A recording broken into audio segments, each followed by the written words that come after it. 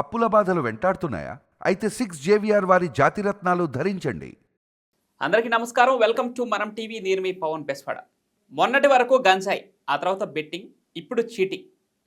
YCP party కార్యకర్తలు ఈ యొక్క అక్రమ వసూళ్ల దందాకు మరో స్థాయికి చేర్చారు దాన్ని. నిన్న వైసీపీ పార్టీ తలపెట్టినటువంటి రీకాలింగ్ చంద్రబాబు మేనిఫెస్టో కార్యక్రమంలో ఈ యొక్క దందా బయటకు వచ్చింది. ముఖ్యంగా వైసీపీ కార్యకర్తలు అనంతపురం జిల్లాలో ఒక కార్యక్రమాన్ని నిర్వహించడం జరిగింది, రీకాలింగ్ చంద్రబాబు మేనిఫెస్టో అని చెప్పేసి. ఈ నేపథ్యంలోనే అనంతపురం జిల్లాలోని జవహర్ కాలనీలో నివాసం ఉంటున్న ఎర్రప్ప అనే కుటుంబం దగ్గరికి వెళ్ళి ఒక క్యూఆర్ కోడ్ను చూపించి దీన్ని స్కాన్ చేస్తే చంద్రబాబు మోసాలు బయటకు వస్తాయి, ఏదైతే మేనిఫెస్టోలో పొందుపరిచారో, ఏవైతే అమలు పరిచారో ఆ డీటెయిల్స్ అన్నీ బయటకు వస్తాయి, మీకు అవి వివరంగా వివరిస్తాం అని చెప్పేసి వాళ్ళు ఒక క్యూఆర్ కోడ్ని చూపించి ఆ కుటుంబం దగ్గర నుంచి ఫోన్ తీసుకొని పే స్కాన్ ఓపెన్ చేసి స్కాన్ చేసుకొని ఆ ఎర్రప్ప అకౌంట్లో ఉన్నటువంటి 11,000 రూపాయలను కాజేయడం జరిగింది. అయితే ఆ ఎర్రప్ప తర్వాత రియలైజ్ అయ్యాడు, నా అకౌంట్లోంచి డబ్బులు మాయమయ్యాయని. ఒక షాప్ దగ్గరికి వెళ్ళి కొన్ని సరుకులు కొనుక్కొని దానికి పే చేద్దామని చూస్తే అకౌంట్లో 0 బ్యాలెన్స్ చూపించింది. ఆ తర్వాత దాన్ని గ్రహించి పోలీసులకు ఫిర్యాదు చేయడం కూడా జరిగింది. ఇక్కడ వైసీపీ కార్యకర్తలు అంటే ఆ కార్యక్రమానికి సజ్జల రామకృష్ణారెడ్డి, అనంతరామరెడ్డి, మిథున్ రెడ్డి వంటి నాయకులు కూడా ఆ కార్యక్రమానికి హాజరవడం జరిగింది. అంటే వాళ్ళే ఈ స్కామ్ చేశారని చెప్పను, ఎందుకంటే ఇంత చిన్న చిన్న స్కామ్లు వాళ్ళు చేయరు. సో వైసీపీ కార్యకర్తలు ఇలాంటి స్కామ్కు పాల్పడడం జరిగింది. ఆ ఎర్రప్ప ఇప్పుడు సైబర్ క్రైమ్ కింద పోలీసులకు కూడా ఫిర్యాదు చేయడం జరిగింది. పోలీసులు నిజాలు నిగ్గు తేల్చే పనిలో పడ్డారు. జవహర్ కాలనీకి చెందినటువంటి ఎర్రప్ప ఒక్కసారిగా నివ్వెరపోయాడు, తన అకౌంట్లో 0 బ్యాలెన్స్ చూసుకొని. దీనిపైన నిజాలు నిగ్గు తేల్చాల్సిన అవసరం ఉంది పోలీసులు. పూర్తిగా దీనిపై విశ్లేషణ తీసుకుందాం. అసలు ఏం జరిగింది, ఎర్రప్పకి జరిగిన అన్యాయం ఏంటి, వైసీపీ కార్యకర్తలు ఇలాంటి దందాలు కూడా చేస్తున్నారా, విశ్లేషణ తీసుకుందాం. మనతో పాటు డివి శ్రీనివాస్ గారు, ప్రముఖ సామాజిక రాజకీయ విశ్లేషకులు మనతో ఉన్నారు. సార్ నమస్కారం. నమస్తే. అనంతపురం జిల్లాలో రీకాలింగ్ చంద్రబాబు మేనిఫెస్టో కార్యక్రమంలో వెలుగులోకి వచ్చినటువంటి ఒక కొత్త స్కామ్ వైసీపీ కార్యకర్తల పేరుతో. సో ఎర్రప్ప కుటుంబం దగ్గర నుంచి అంటే ఆయన అకౌంట్లో ఉన్న 11,000 రూపాయలు క్యూఆర్ కోడ్ని చూపించి చంద్రబాబు మోసాలు బయటకు వస్తాయని చెప్పేసి వీళ్ళే ఒక మోసం చేసినటువంటి పరిస్థితి. ఎలా చూడాలి సార్? అంటే రీకాలింగ్ జగన్ క్రైమ్సా? రీకాలింగ్ మరి వైసీపీ స్కామ్సా? రీకాలింగ్ బాబు మేనిఫెస్టో అది కాస్త ఇలా మారిపోయిందా? అంటే మొదటి బాధితుడు అనంతపురం జవహర్ కాలనీ ఎర్రప్ప. 11,000 అంటే మరి ఆ కుటుంబానికి అది చాలా అధిక మొత్తం. అంటే మరి రోజువారీ మరి పనులు చేసుకుని కూడబెట్టుకున్నటువంటి సొమ్ము వీళ్ళు స్కాన్ చేసి ఆ క్యూఆర్ కోడ్ అనేది తీసుకొచ్చి వాళ్ళు ఆ విధంగా ఖాళీ చేశారంటే మీరు అన్నారు సైబర్ క్రైమ్. ఇప్పుడు అందులో మరి ముద్దాయిలా వీళ్ళంతా ఎవరి మీద కేసు పెట్టాలి? దీనికి పిలిపించినటువంటి జగన్మోహన్ రెడ్డి మళ్ళీ ఇందులో A1 అవుతాడు. ఎందుకంటే ఆయనే పిలిపించాడు, ఆ క్యూఆర్ కోడ్ స్కాన్ చేయమని చెప్పి ప్రెస్ మీట్ కూడా చెప్పిన దాంట్లో మరి ఆ తర్వాత పవర్ పాయింట్ ప్రజెంటేషన్ ఇచ్చాడు కన్నబాబు. ఏది అసలు జగన్మోహన్ రెడ్డి మాట్లాడిన తర్వాత ఇంకొకళ్ళు మాట్లాడరు. అట్లాంటిది కన్నబాబు తొలివాడు, జగన్మోహన్ రెడ్డి డయాస్ మీద మాట్లాడాడు, పవర్ పాయింట్ ప్రజెంటేషన్ అనుకుంటే ఇప్పుడు కన్నబాబు కూడా A2 అవుతాడా? మీరు ఇందాక చెప్పారు సజ్జల రామకృష్ణారెడ్డి లేకపోతే అనంత వెంకటరామరెడ్డి వీళ్ళందరూ అక్కడే పర్యటించారని, దాన్ని ప్రారంభించారని. ఇప్పుడు అసలు ఎందుకు ఆ క్యూఆర్ కోడ్ వీళ్ళు టేకప్ చేశారు?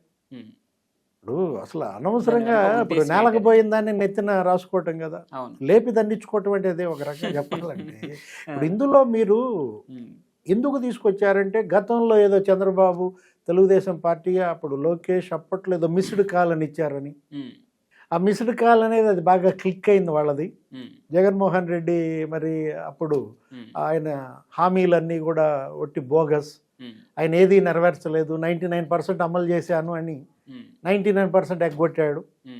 వాళ్ళది బాగా అది సక్సెస్ అయింది కాబట్టి మేము ఇది టేకప్ చేసామనుకున్నారా? అంటే టీడీపీ పార్టీ దీని మీద ముందుగానే ప్రజల్లో అవేర్నెస్ కల్పించడం కోసం ట్రై చేసిందంట. వైసీపీ పార్టీ ఒక కొత్త ప్రోగ్రామ్ తీసుకొస్తుంది మీ ముందుకి. ఇలా క్యూఆర్ కోడ్ పెట్టి మీ అకౌంట్లో డబ్బులు దోచేసే ప్రయత్నం కూడా చేస్తారు, జర భద్రం అని కూడా చెప్పారంట టీడీపీ పార్టీ తరపు నుంచి. జరిగింది వాళ్లే కాదు, సోషల్ మీడియా అంతా చెప్పారు.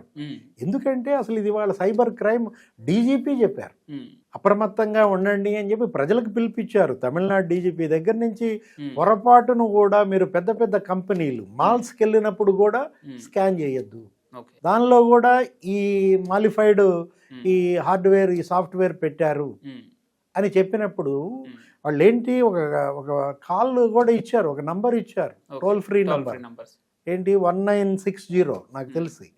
దానికి వెంటనే ఫోన్ చేయండి, ఇది సైబర్ క్రైమ్, మీ దగ్గర మళ్ళీ డబ్బులు పోయిన తర్వాత లవలాభలాడితే ప్రయోజనం లేదంటూ స్కాన్ చేయొద్దని నీకు డీజీపీ స్థాయిలోనే చెప్పినప్పుడు, మరి మాజీ ముఖ్యమంత్రిగా Jaganmohan Reddy QR code scan చేయండి, మీకు చంద్రబాబు ఎంత బాకీ ఉన్నాడో మీకు వస్తుంది, నిలదీయండి అంటే చంద్రబాబు బాకీ కాదు, ముందు నా ఖాళీ అవుతుంది నా అకౌంట్. ఇప్పుడు 11,000 రూపాయలు పోగొట్టుకున్నాడంటే ఎర్రప్ప, ఇంకా అసలు ఇది ఇంకా రేపొద్దున ఇంకేం జరుగుద్దు, ఏ విధంగా జరుగుద్దు. ఫోన్ మాత్రం ఇవాళ ఎవరిని నమ్మి ఎవరి చేతిలోనూ పెట్టే పరిస్థితి లేదు. ఎందుకంటే మన ఫోన్లో అనేకం మనం పెట్టుకుంటాం. ప్రతి ఒక్కడు ఫోన్లో తన పాస్వర్డ్స్ అనో అతని బ్యాంక్ అకౌంట్స్ ఆధార్ నంబర్లు ఓటు కార్డు అన్ని ఫోటోలు తీసి స్కాన్ చేసుకుని పెట్టుకున్న దీంట్లో వీళ్ళేంటి ఫోన్ ఇవ్వండి మేమే స్కాన్ చేస్తామని చెప్పి, ఇప్పుడు కొండనాళ్ళకి మందేస్తే ఉన్న నెలకు ఓడింది అంటున్నారా? ఇప్పుడు రీకాలింగ్ బాబు మేనిఫెస్టో కాదు, రీకాలింగ్ సైబర్ క్రైమ్. వీళ్ళు చేస్తోంది బ్లండర్స్ చేస్తున్నారు. జగన్మోహన్ రెడ్డి తాడు పట్టుకున్నా పామై కాటేస్తుంది. ఇప్పుడు చెప్పింది అదే అనమాట. ఏది ఆయన ఏ పిలిపించినా బూమ్రాంగ్ అవుతుంది, మిస్ఫైర్ అవుతుంది. మనం చూసాం ఏడాది కాలంగా జగన్మోహన్ రెడ్డి ప్రతి అడుగు తప్పటడుగే. పరిపాలనలో తప్పటడుగులు కాదు, అవి తప్పుటడుగులు. అన్ని తప్పులు, అన్ని ఘోరాలు, నేరాలు ముఖ్యమంత్రిగా చేసి ఇవాళ ప్రతిపక్షంలోకి వచ్చినా కూడా బాధ్యత లేకుండా ఎంత ఇర్రెస్పాన్సిబుల్ కాలండి. వీళ్ళు ఇచ్చింది జగన్మోహన్ రెడ్డి పోనీ నీ టీం ఏదో చెప్పుద్ది, నీ పక్కన సోకాళ్ళ సూడో స్కాలర్స్ వాళ్ళు ఎవరో ఇస్తుంటారు, అక్కడ నీకు రాసే ప్రసంగాలు రాసే ఆయన ఏదో చెప్తుంటాడు, లేకపోతే మీ టెక్నికల్ టీం ఏదో ఇస్తుంటుంది సోషల్ మీడియా. ఆ మాత్రం మీకు ఇంగితం లేకపోతే ఎలా? ఒక పార్టీ అధ్యక్షుడిగా, ఒక మాజీ ముఖ్యమంత్రిగా పనిచేసినటువంటి జగన్మోహన్ రెడ్డి అరే ప్రజలు బెంబేలెత్తిపోతారు, మనం ఎందుకు క్యూఆర్ కోడ్ స్కానింగ్ ఏంటి, అసలు అందులోనే మతలబ్బు అర్థమైపోతున్న నేపథ్యంలో ఇప్పుడు మనం అన్నది అదే. ఏది అసలు తాడు పట్టుకుంటే పామై కాటేస్తోందంటే అవి వినకుండా పోయాడు. రౌడీ షీటర్లు అక్కడ ఒకళ్ళనొకళ్ళు కొట్టు వచ్చి మర్డర్ చేసుకున్నారు. అసలు ఆ కుటుంబానికి పరామర్శన వెళ్తే అది మిస్ఫైర్ అయింది. లేకపోతే తెనాలి వెళ్ళాడు, వాళ్ళు మరీ మామూలు గంజాయి మాఫియా, అది గంజాయి గ్యాంగ్ పరామర్శకి జగన్మోహన్ రెడ్డి వెళ్ళటం ఏంటి అనేది ఎంత బ్లండర్, అది ఎంత మిస్టేక్. అది ఇది సైబర్ క్రైమ్ కూడా కాదనుకుంటారు. అంటే అంతకు మించి ఇంకేదో. సైబర్ క్రైమ్ అంటే ఎక్కడో వారి ముఖం తెలియకుండా వాళ్ళ ఆచూకీ తెలియకుండా చేసేటువంటి క్రైమ్ సైబర్ క్రైమ్స్. వీళ్ళు దగ్గరకు వచ్చి ప్రత్యక్షంగా మనుషులకు కనపడి ఫోన్ డైరెక్ట్గా చేతిలోకి తీసుకొని ప్రజలను నమ్మించి చేసే మోసం ఇది. సైబర్ క్రైమ్కి ఇంకా అంతకు మించిన పేరు ఏదైనా ఉంటే దానికి పెట్టాలి. అంటే ఇది white collared cyber crime. White collared అంటే ఏంటి, మీరు అన్నది కరెక్టే, మనల్ని మోసం చేసేవాడు మనకు తెలియదు, కానీ మన అకౌంట్లో డబ్బులు ఖాళీ అయిపోతాయి మనం చేసిన తప్పుల వల్ల. ఏది మనతో తప్పులు వాళ్ళే చేపిస్తారు. వాడే ఫోన్ చేస్తాడు, వాడే మెసేజ్ పంపిస్తాడు, లింక్ చేయమంటాడు, ప్రలోభ పెడతాడు. మనం పొరపాటున టెంప్ట్ అయి నొక్కితే జరుగుతున్న డ్యామేజ్, డబ్బులు ఎగిరిపోతాయి. ఇదేంటి మనకు తెలియని శత్రువు మన దగ్గర నష్టం చేస్తున్న విధానం. వీళ్ళు తెలిసిన శత్రువులు.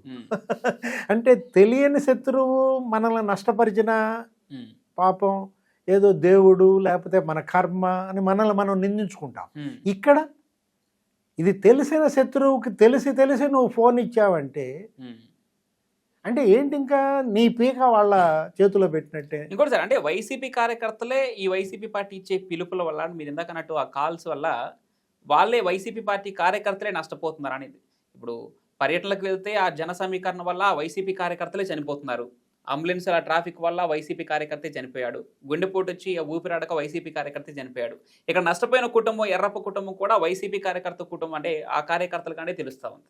అంతే కదా మరి. వేరే వాళ్ళు వేరే పార్టీ కార్యకర్తలు అయితే ఎందుకు ఇస్తారు వీళ్ళకి ఫోన్? అంతే కదా. అసలు వాళ్ళ ఇళ్ళకి కూడా వీళ్ళు వెళ్ళరు, వెళ్ళి చెప్పరు. వీళ్ళు వెళ్తోందంతా కూడా వైఎస్ఆర్ కాంగ్రెస్ పార్టీ కార్యకర్తల దగ్గరికి. అంటే భస్మాసురుడు, మనకు గుర్తొచ్చేది భస్మాసురుడు.